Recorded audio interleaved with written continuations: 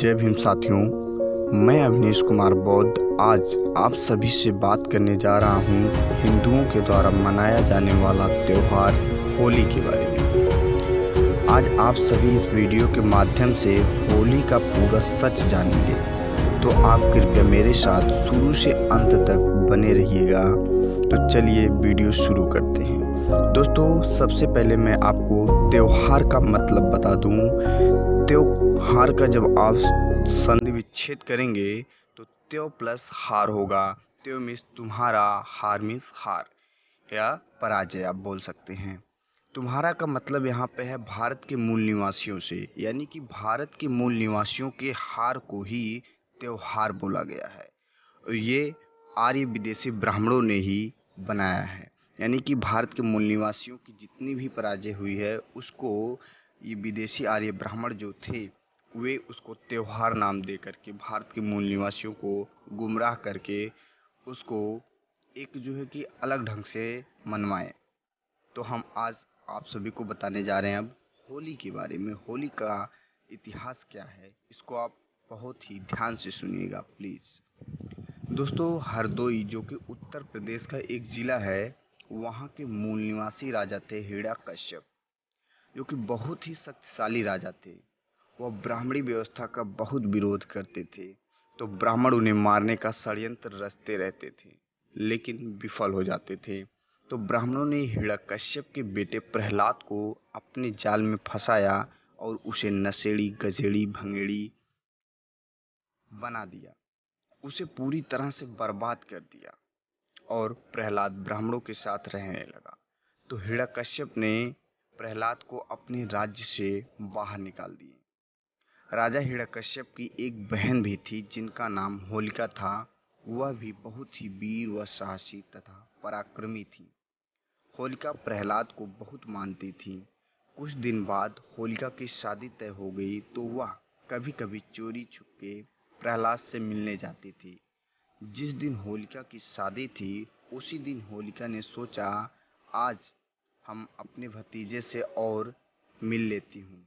तो वे किसी तरह से महल से बाहर जाकर प्रहलाद से मिलने जाती हैं। तो वहाँ प्रहलाद अपने ब्राह्मण साथियों के साथ नशे में धुत था।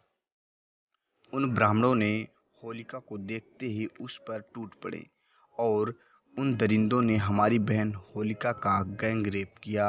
और उसके बाद सोचे कि कोई इस बात को जान न जाए, इसलिए जंगल से लकड़ियाँ इकट्ठा करके इन दरिंदों ने हमारी बहन होलिका को जला दिया। लेकिन जब ये सब जानकारी राजा हिरण्यकश्यप को मिली तो उन्होंने तुरंत ब्राह्मण बलात्कारियों को पकड़वा लिया और सभी को नंगा करके उनके मुंह पर कालीख पोतकर नगर नगर घुमाया, गांव गांव घुमाया। दोस्तों, ये रहा होली का सच्चा इतिहास। लेकिन आज के ब्राह्मण जो कि हमारे भारत के मूल निवासियों को गुमराह किए हुए हैं, होली को किस रूप में मनाते हैं आप सभी अच्छी तरह से जानते हैं। होली से एक दिन पहले होलिका दहन का काम करते हैं, जिसमें कि हमारे ओबीसी भाई बहुत ही ज़्यादा उसमें योगदान देते हैं।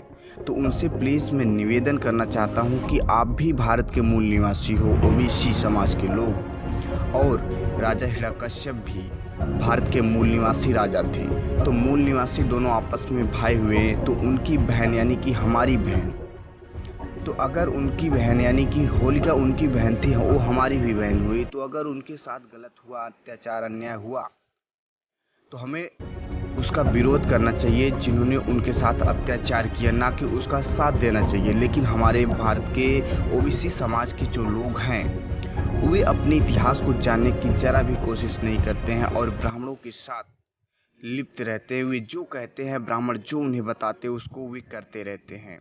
तो प्लीज़, इसमें होलिका आपकी बहन हुई, तो आप अपनी बहन के हत्यारे के खिलाफ रहेंगे या उसके साथ रहेंगे, ये आपको सोचना है, किसी दूसरे को नहीं। तो प्लीज़ आप मेरी बातों को मानिए, सुनिए और अपने जीवन में अपनाइए कि हमें ब्राह्मणों के द्वारा जितनी भी जो है कि त्योहार के रूप में चीज़ें बताई गई, उसको हमको पहले समझना है कि उसके पीछे का इतिहास क्या रहा, उसके बाद हमें उसको फॉलो करना है, उसके पहले नहीं। तो प्लीज़ आप अपने इतिहास को जानने की कोशिश कीजिए। दोस्तों, अगर आप अपने समाज यानी कि भारत के मूल निवासियों के इतिहास को जानना चाहते हैं तो आप अपने Avnesh H R you channel को सब्सक्राइब करें और साथ में बेल आइकन भी दबाएं, जिससे कि आपको भारत के मूल निवासियों के इतिहास के बारे में बहुत ही जानकारियाँ मिलेंगी, क्योंकि इस चैनल के द्वारा भारत के मूल निवासियों के इतिहास के बारे में ही बातें की जाती हैं और भारत देश में फैले अंधविश्वास और पाखंडवाद की धज्जियां उड़ाई जाती हैं। उसके बारे में वैज्ञानिक तर्क के माध्यम से उसका जो है कि खंडन किया जाता है।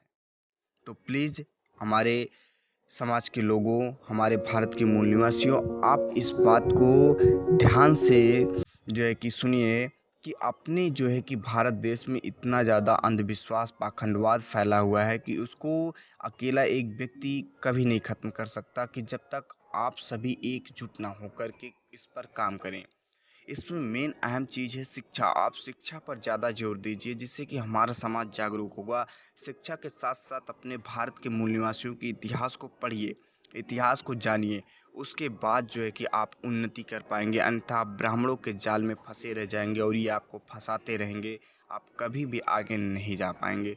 तो बस आपसे इतना ही कहना चाहता हूँ, मेरे SC ST OBC समाज के लोगों, आप प्लीज़ पहले अपने इतिहास के बारे में ज़्यादा से ज़्यादा जानने की कोशिश कीजिए। धन्यवाद साथियों।